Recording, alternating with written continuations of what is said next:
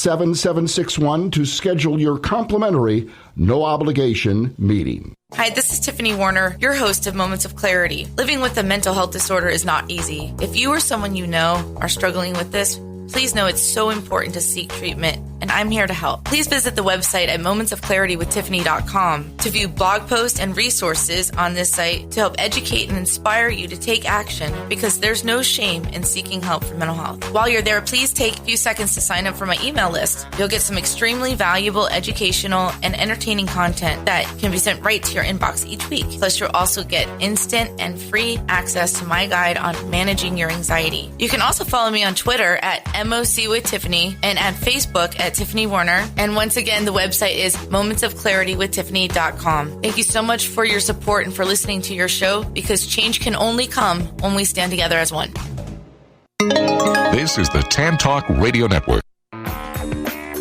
We are back to Moments of Clarity with Tiffany Warner. To join in the discussion, call 866-826-1340. Now, here's Tiffany Warner. Hi, and welcome back. If you're just tuning in, this is Moments of Clarity. My name's Tiffany Warner. I'm a licensed mental health counselor, and I'm your host. And we are discussing dissociative identity disorder with somebody very courageous, and that is sharing her journey and how the mind can really protect us from horrific things, especially if it's consistent and continued abuse. And we were talking about that with our special guest, who also is the founder of DID, Discovering Hope, and faith-based, and that is helping so many people. And welcome back, Cole Ian. And I really respect you so much for sharing your journey and everything. I know it's probably gets easier as you go along, but never easy. But yeah.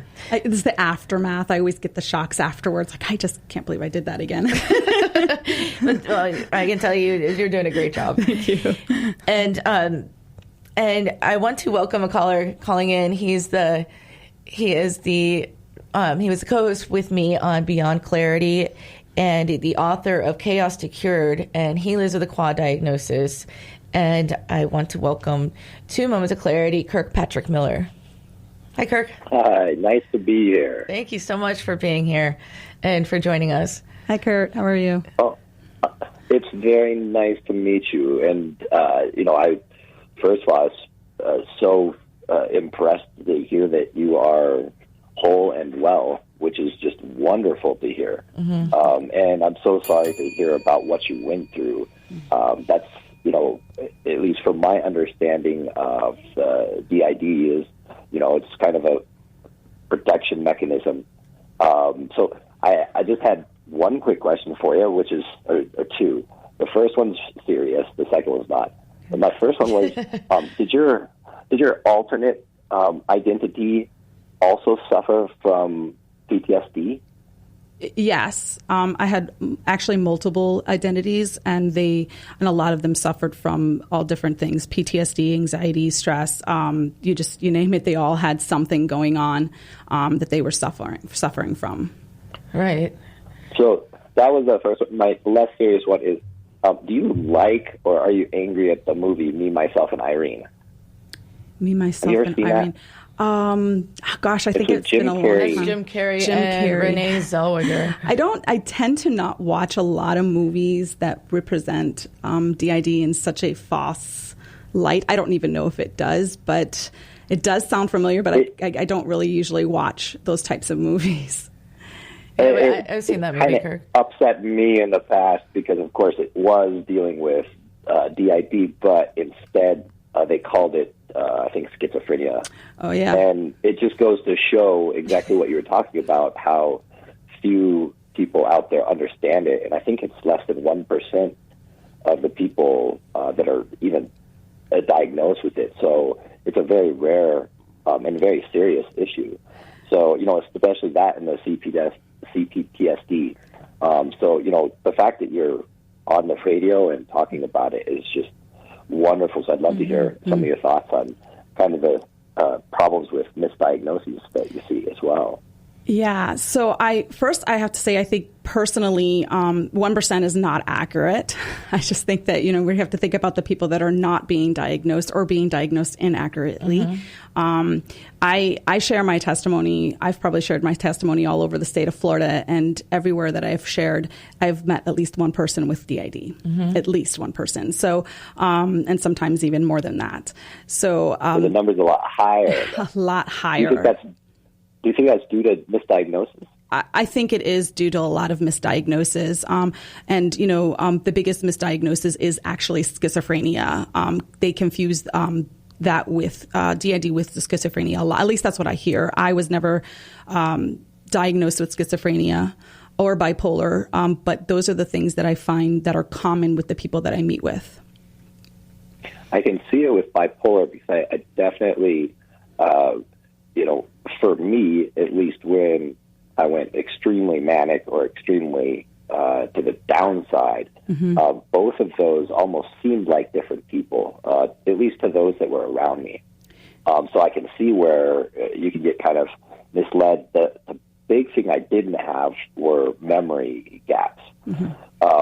But I would definitely say my personalities were different enough that I could see where that would happen. And that's a big problem with bipolar. But, when I read the 1%, I was kind of shocked because, the leading theory is, is a protection. And I know there's a lot more people out there going through really horrible experiences. And, of course, we all want to pretend that doesn't exist. But I've known plenty of people that were abused long-term and went through really hard times. So I was kind of surprised, and I thought the number would be higher, honestly. Yeah, I always think it's a lot higher. And you had said about manic, with DID, though, it's so tricky because we're not on a consistent manic high or low. Most of the time, people with DID, you wouldn't even know it. It's a coping skill. So when you go through those moments of you're starting to get your memories or whatever, that's where the misdiagnosis happens, because you're going into a hospital that you see someone for maybe three days, maybe 4 days. So they're only seeing that moment of whatever that struggle you're going through with. So that's where the misdiagnosis comes into play. And that's where they could possibly misdiagnose you with bipolar. So that'd be such a frustrating experience, too. Kirk, what's a manic episode look like coming from somebody that actually has experienced them? I kind of broke it up into like 3 different phases. So the first phase is, extra energy. I typically was a little more humorous, joked a lot more. And then it kind of gets into the hypomania, where, my speech kind of starts speeding up a little bit. My jokes become less funny and a little more aggressive. Sorry, but you have funny jokes? Yeah. Just kidding. Not most of the time, but I might think they are. And then, of course, I go on to the next one, and when you hit that peak and the mania starts going up, that's when I would get, paranoid, delusional, and really go off the rails. And, of course, I didn't think anything was wrong with myself. I just, you're just in the moment. So, I wasn't fully aware of anything I was doing, or that it was so far off of a normal spectrum. Well, it was real for you, but other people were kind of like, what's going on with him, right? Oh, yeah. I had huge explosions with really close friends, lost relationships, just at the drop of a hat, just because they looked at me and I thought they were plotting or planning. It's really disorienting. And, it took me a long time to get properly diagnosed. I went through a lot, and I'm guessing it's the same with the DID. I can only imagine, and especially with only having a brief moment. I got frustrated because I would see a psychiatrist, for an hour, and they'd want to do all this blood work and some other stuff, and they'd put me on different medications, and they, want to see me again. But I'm guessing, kind of like with the DID, getting me when I was manic or depressed was kind of by luck. They couldn't, my parents couldn't time my appointments to match when I was at a peak mania or a peak depression.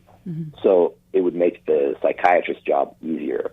So, a lot of it came from, and where I got success getting properly diagnosed was bringing family that was around me all the time to my sessions, because there was no way they were ever going to get me.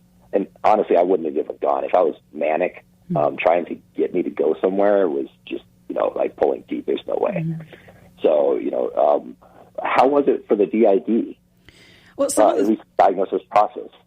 Well, the diagnosis for me was a little different than most, because I actually just started discovering my DID before I actually started going to therapy. I didn't go to therapy growing up. I lived like it was, I didn't think there was a problem with me. I didn't think that there was anything wrong. I didn't have any memories. So like everything seemed fine to me for the really longest time. So when I finally went into therapy, at that point, I actually had my husband who was able to kind of work through that with me and be able to explain to the therapist what was going on. And that was really helpful in having the support that I had. I had a lot of support. So for me, it was a little different when it came to that part. But I have to say, like, the parts of, not sure what you want to do, going out, those are similar symptoms that I experienced. I didn't want to leave my house. Of course, I had extreme loss of memory. I was starting to even lose memory of the moment, because it was so severe and so hard for me to get present on a consistent basis. So there are some similarities there. What about, like, did they ever think you were depressed? Because I know you had mentioned that you kind of lost your job, or you were having difficulty working, and I would guess that a lot of psychologists and psychiatrists would just use that as maybe the first step in trying to figure things out and saying, "Oh, are you depressed?" Yeah, I was actually diagnosed right away with PTSD. They noticed that right away for me, and then the depression. And this is where the difficulties were, because they didn't know about the DID. They wanted to kind of keep using all these medications and put me on medications. And I, being that I come from a very alcoholic, drug addict home, I did not want any of that stuff. And so I was like fighting with the doctors about not giving me all this kind of medication, which I'm really grateful for, because it wouldn't have helped me anyways. The only thing it would help me with maybe is for the depression or anxiety, but it wouldn't help me with the dissociation. Plus, if different identities aren't depressed, then the medication would be kind of counterproductive. Yeah, and it's hard when you have different parts of you who don't have, either they don't have the memory, or they're happy-go-lucky, they don't think anything is wrong, and then you have a part that is extremely depressed and suicidal, and I did have that part. I did have a suicidal part who was very extremely depressed, and so they were treating me for that. So how do you do that? Wow. How do you treat the part of you that is? I mean, because I've seen clients with DID, and we do journaling and everything. I mean, it's phenomenal. The handwriting is completely different. The thoughts, the patterns, you could tell is somebody. Different. Yeah. And so how did you treat that with you? If it's, if somebody's, I'm just here and I'm having a great day, and then a different identity is suicidal. Really working with my system. I actually had to build trust and communicate with all parts of me, because some didn't want to, or they argued with me and they didn't want to take the medication. I consider it like I was on a committee. I'm still on a committee, and we meet in a room, and we have a meeting every day, a conference of what's going to happen, how we're going to do this, and be all in agreement. And then compromise is constant compromising. And I still have to do it, but not as extreme, because there was some that would not want to take medication because they thought it was drugs. And they're like, no, I don't want to take the drugs. And then there were some who were like, okay, yeah, we're depressed and we need it. So it was a little bit of a difficulty. But as soon as I was able to build relations with myself, I know it's kind of weird to say that, but I had to build a relationship to build that trust with each individual. And once I did that, then it was a little bit easier, but that took time. It took a lot of time. People have described it before, like in a room with chairs, and everyone's just like in there, or I don't know. I think it's different for everyone. Yeah, probably however you compartmentalize it. Yeah. And for me, I always call it the line, just a line of people standing and waiting their turn. So yeah, and then and I call it the white room. We meet in the white room. I don't know why that's what happened, but that's how it kind